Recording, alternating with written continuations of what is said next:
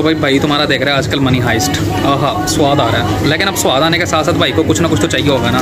तो देखो आज भाई क्या लाया, निम्को और ये नान लाए हैं, रोटियां मिल नहीं रही तो नान ही लेके आए हैं। और ये निम्को, ऐसे तो नहीं होता, स्नैक्स होना तो बहुत ज़रूरी है रे बाबा। For alarm. अस्सलाम वालेकुम रहमतुल्लाहि व बरकातहू। कैसे हो भाई सबके सब? भाई हमारे जो व्लॉग थोड़े डिले होना शुरू हो गए थे क्योंकि मुझे ना बहुत ज़्यादा मसरूफियत थी यहाँ पे, और मतलब जैसे कहते हैं ना काम बहुत चढ़ गया यार। तो काम जो है ना बहुत ज़्यादा था यहाँ पे कुछ, तो जिसकी वजह से व्लॉग नहीं बना सका। बाकी कैसे हो तुम लोग? सारे ठीक हो? मिस मुझसे तुम लोग करते नहीं हो ना, तुम्हारा कमेंट सेक्शन आया ना, उसके बाद किसी का कोई रिप्लाई आया कि भाई व्लॉग ही दिखा दो। ठीक है भाई, मर्ज़ी है तुम लोगों की। अच्छा जी, मैं तुम लोगों को ना एक बात बताता हूँ। रात को बड़ा एक ज़बरदस्त सिनेरियो हो गया हमारे साथ। मैं ना बड़ा उतावला हो रहा था वो चीज़ बताने के लिए, और मैं एक दो बंदे को बता के ना मज़ा नहीं आ रहा था। देखो भाइयों, पाकिस्तान में तो है वैसे ही गर्मी, यहाँ पे है ठंड, यहाँ पे कमरों में लग जाते हैं फायर अलार्म। अब वो क्या होता है कि जी अगर एक टेम्परेचर बढ़ गई है रूम टेम्परेचर से, तो उसने टाँ करनी शुरू कर देनी है। मैं बेचारा सताया हुआ थका हारा मैं बिस्तर पे आके सोया, तो थोड़ी देर सोया ना तो साथ ही ना फायर अलार्म बजना शुरू हो गया, टाँ। अच्छा, ज़िंदगी में पहली दफ़ा जो है ना मैंने फायर अलार्म को बजते हुए देखा। हम पेंडू लोग पीछे ऐसे आए हुए यहाँ पे लोग, तो ऐसे ही होता है भाई।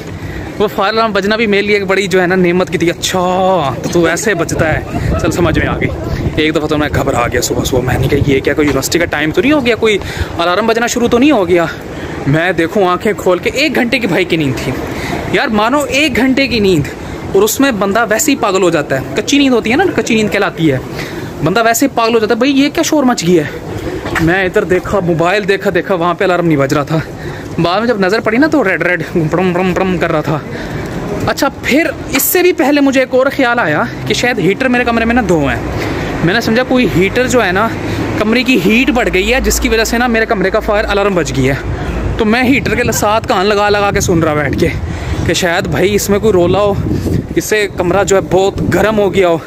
लेकिन भाई मैं उठा, मैंने कहा यार ये तो ठंड है, मतलब इतनी कोई गर्मी भी नहीं है यहाँ पे, कमरा भी गर्म नहीं है, तो कमरा क्यों टाँ किया जा रहा है? परेशानी का आलम।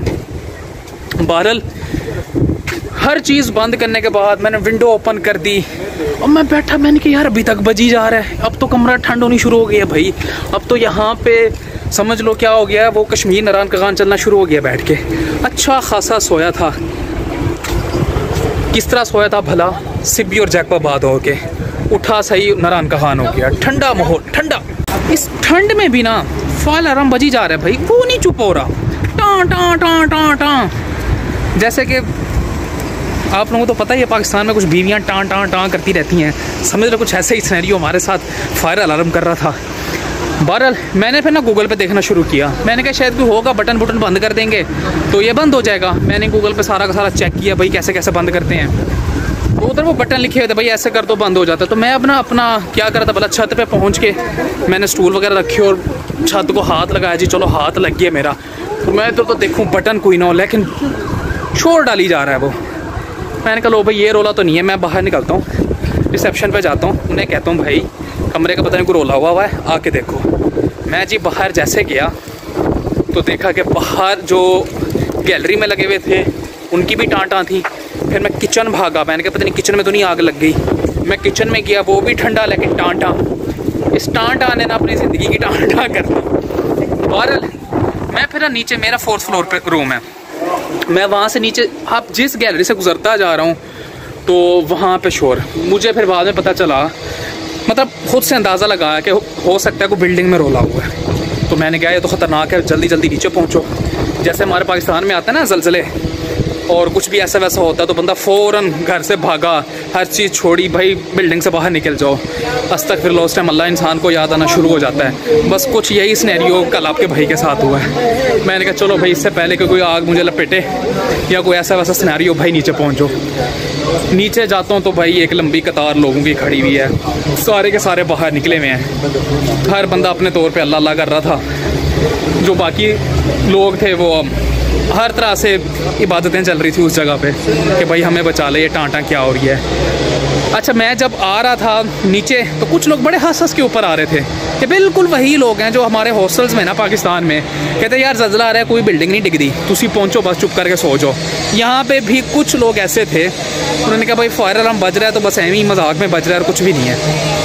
बहरहाल भाईजान हम लोग वहाँ पे खड़े रहे तो लोगों से पूछा, हर किसी से पूछा, हर बंदा फिर नीचे जुगत लगा रहा बैठ के। तो मतलब ऐसे पाकिस्तानी थे, इंडियन थे, कोई जुगत लगा रहा है जी भाई इन्हें सूटा पीता है, कोई क्या है किसी ने क्या कर दिया है, उसने कहा सूटा पीने से पहले तो कभी ऐसा नहीं हुआ। यहाँ पे सारा का सारा रोला पड़ रहा है। बहरहाल जितने मुँह उतरी बातें, हर बंदा अपना शुगल मेले में बैठा हुआ, हर बंदा अपनी अपनी ये कहानी डाली जा रहा था।